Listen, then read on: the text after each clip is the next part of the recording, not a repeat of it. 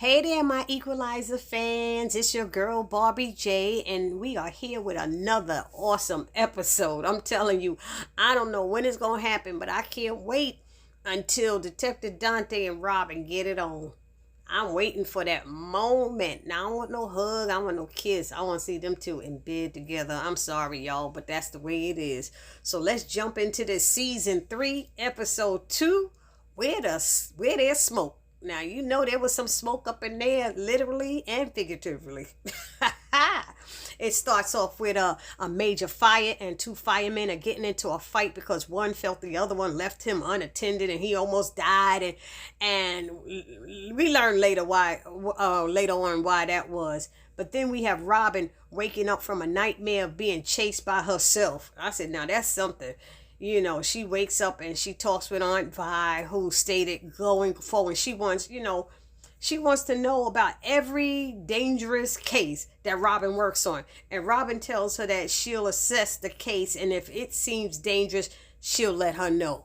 But you know that's going to be hard, that Robin can't do that. We all know that. Don't we know that, y'all? Anyway, so the case is about a young girl named Sam, she's looking for her dad, whose name is Jeff Doyle. And she said she had not heard from him in 3 days. He's a firefighter, and she knew something was wrong when he didn't show up at her soccer playoffs. And she said he has never missed a game. See, that's a dad. That's a parent. When they don't miss a game, moms and dads, when they make it to all their kids' stuff, you got to give them kudos, especially when they work in full-time jobs and got a lot going on. So he used to have a drinking problem as well, we learned. So that's why the girl's mother, Jeff's ex-wife, thinks he started back drinking again and is not worried about him. She think he on a binge. But Sam is like, I know my dad better. He promised me and he said he wouldn't do it, and he ain't gonna do it. So then we have Robin. She meets up with Mel and Harry to find out anything she can about Jeff, the firefighter. And they were able to track her father's fitness tracker, which Robin found it on the arm of a homeless man, and he pointed to where he found it, and it was by the firefighter's car. I'm going to call him Jeff. I'm going to stop calling him firefighter, where she found his cell phone smashed on the ground. Robin notifies the police to investigate the scene. And of course, her man, Detective Dante, shows up as well. And he notices the look of concern on Robin's face. And she keeps checking her cell phone to see if Delilah texts her back yet. And Dante lets her know that, he's there for her, and states that that kid of hers is a fighter. So, she don't have to worry about her. And Robin made a comment about her owing him a talk. And then, an officer comes over and tells Dante that they found a print on the car belonging to someone named Angela Barrett. So meanwhile, Mel and Harry, they show up at the fire station, pretending to be from Jeff's support group. And the fire captain directs them to speak with two of his buddies at the station. So they have no real info for them, and they direct him to another firefighter who had a beef with Jeff. And they got into that fight. That was at the beginning. That's who they got into a fight with him. But of course, he don't have any information for them either. So anyway, when Robin gets to Angela's house, some man with a mask had just shot her, and she was on the floor, and Robin yelled, which made him shoot at Robin, and he ran out the door.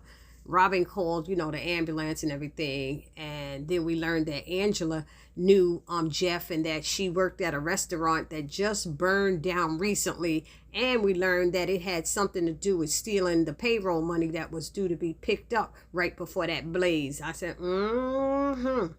And while looking at the footage of Jeff at a gas station, we learned that the two firefighters that Mel and Harry had spoken to, they lied about not seeing Jeff for a few days. They had seen him right before he was snatched up or was missing.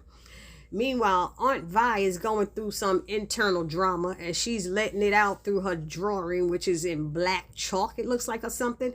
And it shows a person covering their eyes, and she's just scratching, and the person's covering their eyes. Then she looks at her cell phone to see if Robin sent her a text regarding if the case was dangerous or not. And of course, she's worried after what they've been through. That's what she's going through. We learn that the owner of the restaurant was not a good guy. That restaurant that they stole the money from, he wasn't a good guy. He's a career criminal named Xavier Manis, whom police thinks is laundering money through his restaurant. So Robin asked Mel and Harry to go to Captain Sanders' house to see what's going on, to find out if he was involved or knows anything about what these firefighters were doing, because she has to run an errand.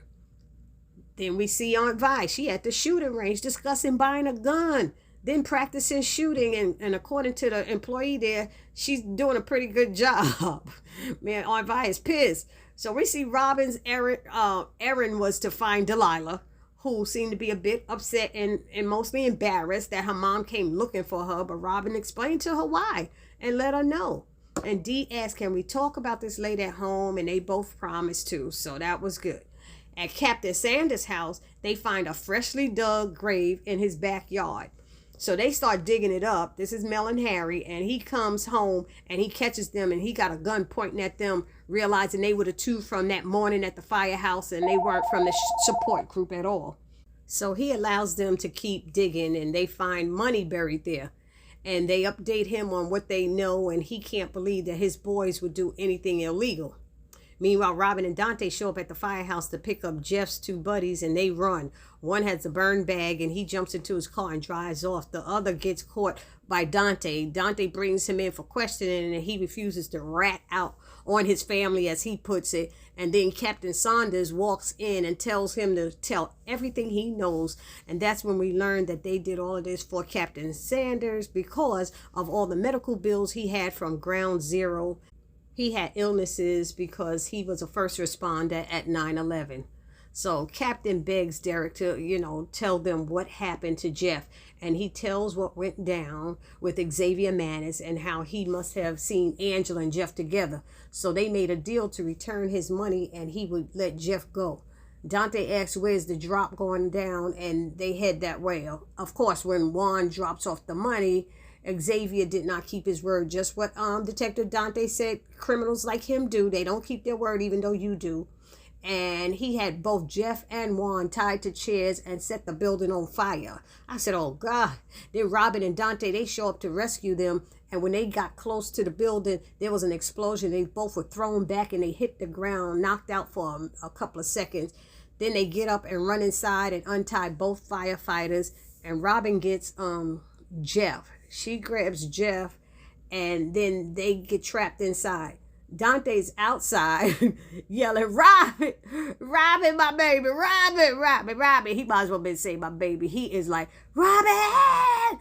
He's yelling up at all the windows. And while they inside, Robin sees some stairs, and they go up them. And next thing you see them jumping out the window into a pile of what looks like cardboard boxes. And Dante goes over to them and sees Robin is okay. And then later he said to her, will you stop almost dying? It's killing me.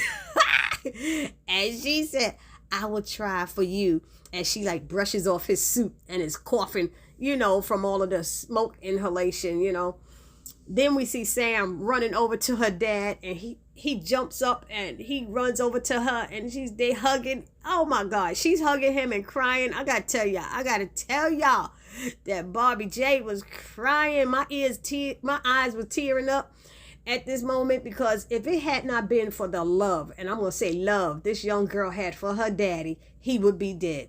Not to mention how he has such a busy work schedule, yet never missed one of her games, and that he had stopped drinking and promised her that he would never start again, and shared so much of his personal life and his struggles with her.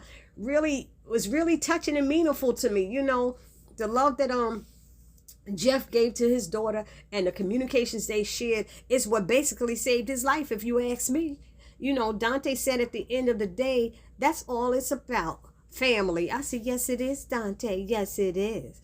Then we see Xavier Manis is under arrest for attempted murder, and Harry worked his little magic on them, all his programming and stuff, and transferred all of Xavier's money to the Two Towers First Responders Fund. He said, isn't that nice of him to turn over a new leaf and do that? I said, oh my God, this was too funny.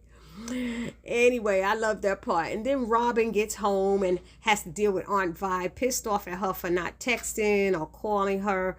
But Robin told her, if it were dangerous to you or Dee, I would have called and informed you.